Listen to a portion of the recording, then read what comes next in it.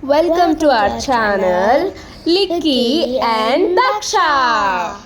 Hi friends, ఈరోజు మనం pasta చేసుకుని రండి.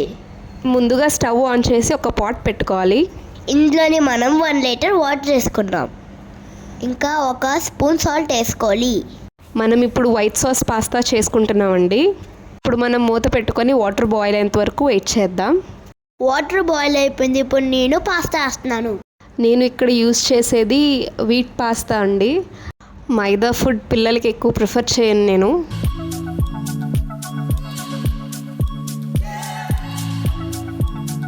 ఇప్పుడు మూత పెట్టుకున్నాం కదా, 10 minutes వెయిట్ చేద్దాం. ఆల్రెడీ వాటర్ బాయిల్ చేసుకున్నాం కాబట్టి పాస్తా 10 minutesలో కుక్ అయిపోయింది. ఇదిగోండి పాస్తా నేను వేరే బౌల్లోకి తీస్తున్నాను. ఇప్పుడు ఇదే వాటర్లోని నేను ఆల్రెడీ కట్ చేసి క్లీన్ చేసి పెట్టుకున్న బ్రాకలీని బాయిల్ చేస్తాను. బ్రాకలీ హెల్త్కి చాలా మంచిదండి. జనరల్గా ఇస్తే పిల్లలు తినరు కాబట్టి వాళ్ళకి ఇష్టమైన పాస్తాతో పాటు కుక్ చేసి ఇస్తున్నాను. ఇగోండి ఇక్కడ మూత పెట్టి 2 minutes ఉంచుకుంటే బ్రాకలీ ఉడికిపోద్ది. ఇక్కడ నేను ఒక 4 వెల్లుల్లి రెమ్మల్ని కట్ చేసి ఉంచుకుంటున్నాను. ఈ పాస్తా చేయడానికి ఎక్కువ ఇంగ్రీడియంట్స్ కూడా ఏం పట్టవండి. జస్ట్ పాలు, పాస్తా, 2 స్పూన్లు మైదా ఉన్నా కూడా సరిపోద్ది. ఈ బ్రాకలీని ఇందాక నేను పాస్తా తీసుకున్నా కదండి, సేమ్ అదే బౌల్లో వేసేస్తున్నాను. ఇందాక ఏ గిన్నెలో అయితే ఉడకబెట్టుకున్నామో అదే గిన్నెలోని ఇప్పుడు బటర్ తీసి గిన్నెలో వేసుకోవాలి. బటర్ వేస్తే పాస్తా బాగుంటుంది. మీ దగ్గర బటర్ లేకపోతే ఆయిల్ కూడా వేసుకోవచ్చు. ఇప్పుడు ప్రతి సూపర్ మార్కెట్లో బటర్ ఈజీగానే దొరుకుతుంది. నెక్స్ట్ బటర్ మెల్ట్ అవ్వాలండి.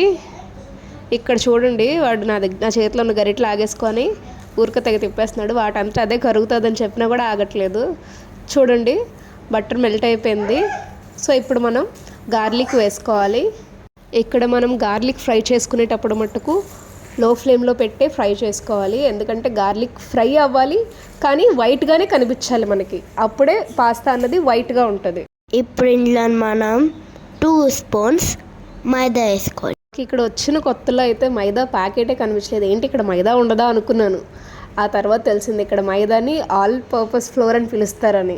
ఇప్పుడు మైదా వేసుకున్నాం కదండి, ఇది కూడా లో ఫ్లేమ్లోనే ఫ్రై చేసుకోవాలి. ఇది కూడా అసలు బ్రౌన్ కలర్ అనేది రాకూడదు. ఎందుకంటే బ్రౌన్ కలర్ వస్తే మన సాస్ కూడా మళ్ళీ ఆ కలర్లోకి వెళ్ళిపోద్ది. ఇప్పుడు మైదా కూడా ఫ్రై అయిపోయింది. ఇందులోకి మనం పాలు వేసుకోవాలి.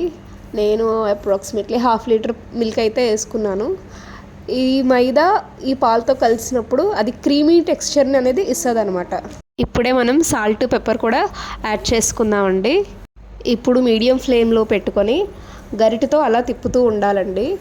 ఇలాంటి వచ్చేటప్పుడే లిక్కీ హెల్ప్ తీసుకోవాలనిపిస్తుంది. ఒక 5 minutesలో ఇది దగ్గరికి వచ్చేసి చిక్కబడిపోద్దండి. ఇలా పాస్తా చేసుకొని తిన్నప్పుడు ఇంత సింపుల్గా అయిపోయిన దానికోసం మనం ఎందుకు ఎంత డబ్బులు ఖర్చు పెడుతున్నామా అనిపిస్తుంది. అగోండి మన సాస్ కూడా పర్ఫెక్ట్గా రెడీ అయిపోయింది. ఇప్పుడు నేను బాయిల్డ్ పాస్తా వేస్తున్నాను. ఉడకబెట్టిన బ్రాకలీ పాస్తా కొంచెం కొంచెంగా వేసుకొని మిక్స్ చేసుకోవాలండి. ఇప్పుడు ఈ సాస్లో ఒక 2-3 minutes కుక్ అయింది అంటే ఇంకా మన పాస్తా రెడీ అయిపోతుంది. మనం జనరల్గా స్పైసెస్ అవి ఎక్కువ తింటాం కాబట్టి నేను ఇందులో కొంచెం చిల్లీ ఫ్లేక్స్ కూడా యాడ్ చేసుకుంటున్నాను. లిక్కీ అయితే చీజ్ కూడా అడుగుతాడు. మన పాస్తా రెడీ అయిపోయింది. చూడండి వేడి వేడి పాస్తా అలా ప్లేట్లోకి వస్తుంటే ఆ సాసీ జ్యూసీ పాస్తా వావ్ యమ్మీ అనిపిస్తుంది. చూసారు కదా పాస్తా చేసుకోవడం ఎంత ఈజీగా ఉందో. ఇదే పాస్తాని మీరు చేసుకొని ఎలా ఉందో మాకు కమెంట్స్లో చెప్పండి. నా పాస్తా నా దగ్గరకు వచ్చింది. మరి మీరు ఎప్పుడు చేసుకుంటారు? Please like, share and subscribe. గంట కొట్టడం మర్చిపోకండి.